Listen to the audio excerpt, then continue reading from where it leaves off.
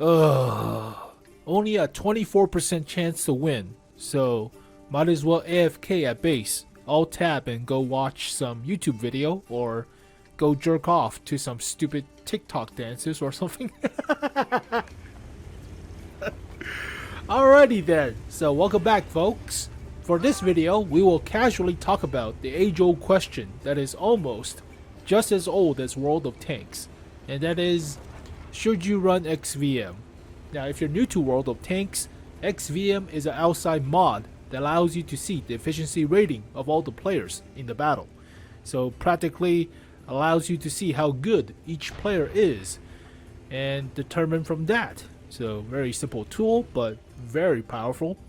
And like all powerful tool, it becomes misused and becomes pretty toxic by some players. So you will see a win percent chance on the top left, and some players will go, 24% chance to win, I'll quit, I'll tab and go do whatever, but it's not worthwhile. I'll just get clubbed and raffle stomped and gangbanged in the corner with unreliable teammates. At least that's what they think. But after playing World of Tanks for about 50,000 battles and nearly 9.5 years or so, I can tell you XVM is useful, but the main downside is the player who uses it, and it turns into a toxic environment from their behavior. So you can still use it, but just don't be a toxic ball bag in a sense. So I still recommend you use it, but just don't be toxic. It is very useful to see where the unicoms are, where the not so unicoms or tomatoes are, and go about your business from there. So if I see a platoon of 2 unicoms at a corner, I should be a little bit more careful. If I see a 2 or 3 tomatoes camping at their base and leaving a whole flank open, I should attack by fast maneuverability and just outflank them, right? So there are some aspects to XVM which is useful, but the main downside is becoming toxic. So that's a personal preference in a sense, or personal choice of using XVM. It is a very powerful tool, but misuse it and you'll just damage your own psyche and your own emotional well-being. So it's like Twitter in a sense. But yeah, XVM is good, but there are a bunch of downsides to it. That's not the toxicity talking. So XVM is not always accurate in terms of win percent ratio. So what I mean is, it does not count for snowflakes, which is the term I give for anonymizer. So Wargaming introduced the anonymizer, which turns your name off for your battle to your teammate, so they cannot see your actual name or other stuff. So that's called the snowflake machine, because I have a hard time pronouncing the anonymizer. But yeah, they will count the snowflakes as 0 win rate, so practically even worse than a tomato, when sometimes there could be a unicum in hiding practically. So that's not always not really accurate. Second, artillery and light tanks who have high win percent ratio or high win rate can really carry the game in some sense, other than the EBR or something. But I wouldn't expect a unicum Sheridan or artillery to carry the whole match. So sometimes that's a skew. So XVM does not account for the vehicle types or classes and stuff. Third, they don't account for number of battles played. So if a new player just joined the game in under 1,000 battles, but they have a high win ratio or win rate, it doesn't really mean much, because they could just play the KV-1S or KV-2 or T-150 and had a good time, but don't really know the actual aspects of higher tier play, so they get raffle stomped anyways. So that's a whole different issue. But it also doesn't account for stock vehicles, so stock turrets and stock guns. Doesn't display that, only display the effectiveness of the player on a whole or overall, statistically speaking. And yeah, it's not exactly really accurate. So yeah, don't trust the win percent ratio. That's what I'm trying to say. And you could use it, it's still very effective, but just don't be toxic about it. So as you can see, we're still at 24% chance to win. They have a Unicum, Super Unicum, AMX M4 51, and pretty good Kronwagen and patent player. So we have a bunch of snowflakes as well as oranges. So who the hell knows, but there is the patent. So yeah, just play each and every battle to your best. That's all you need, really. You don't have to go all out. The win% ratio could be a bait for them because they would think, oh, 76% chance to win, I'll just go YOLO and all ham. That's not the case, as you saw with the patent. Yeah, he got annihilated by a T95, T30, and myself into a middle of the map. So, XVM, you are a good tool, but sometimes you are underappreciated in a sense. So, well,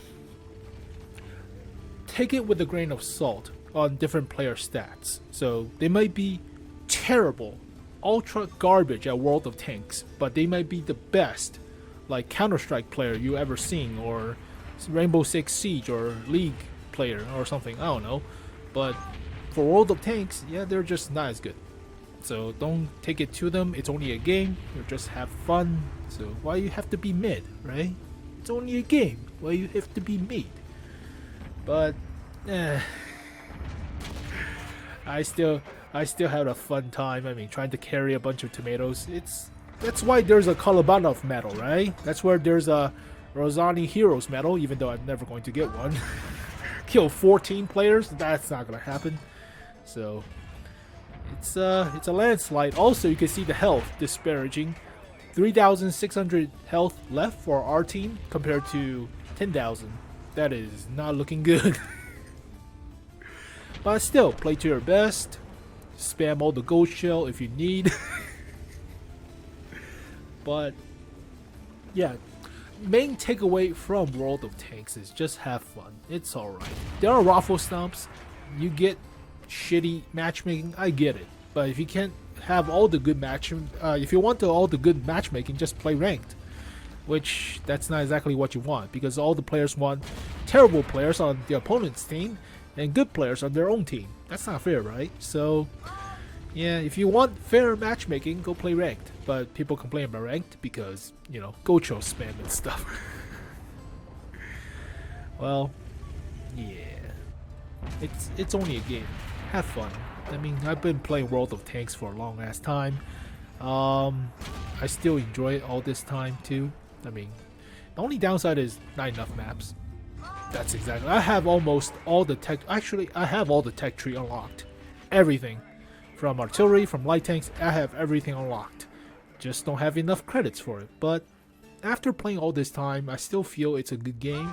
It's more catered towards my current play speed or style. So I used to play a lot of COD back then, and it's all twitchy shooters. So the faster you click, the faster the internet, the more you win. So obviously good. But nowadays, tanks is on a different basis. So you have armor to deal with, you have different vehicle values like traverse or DPM to worry about, as well as armor. So it's a different play style. It's like somewhat more relaxed but still intense kind of a play style. So still pretty nice.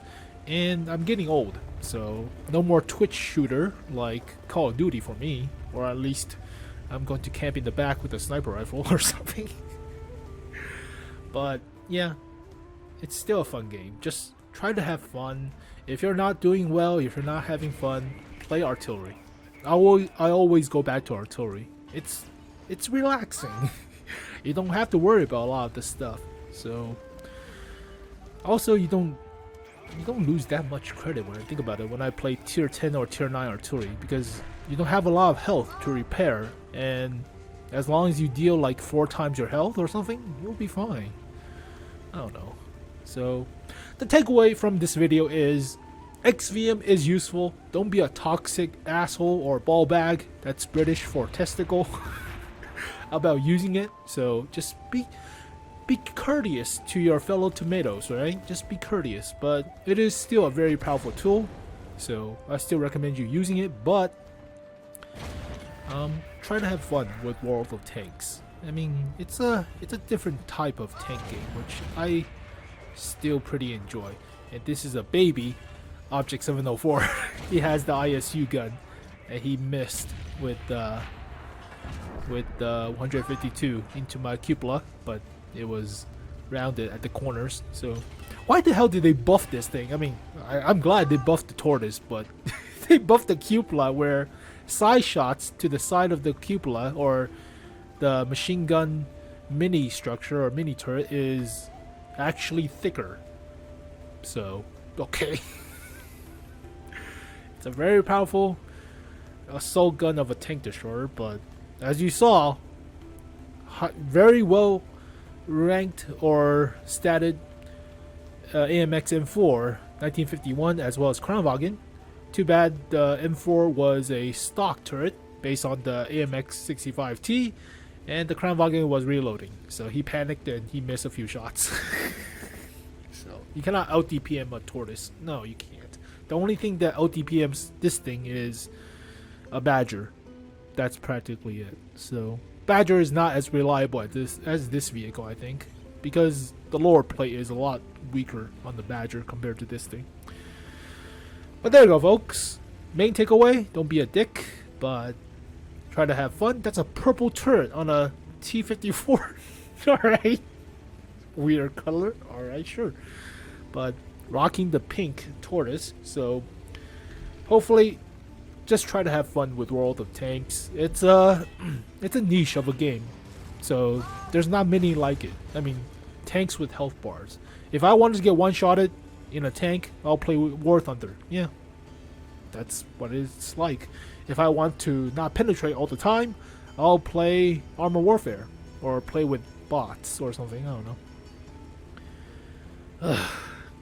Well, there you go, folks. From a 24% chance to win to a 87% chance to win. So it turns pretty quickly. It's a game. Try to have fun, or just try to have all the stuff unlocked. At least that's what I'm trying to do, or have all the skins and stuff. But try to finish Battle Pass, and we'll see what happens with the marathon, the secret marathon for Battle Pass 7. So there will be a secret marathon for middle of May, and it will be something premium tier 8. I don't know, but it's like a marathon. But thank you guys for watching this video. Hopefully you guys enjoyed it. And this artillery just wanna die. Thank you for the hit points, and what a turnaround. But I'll see you guys next time. Peace.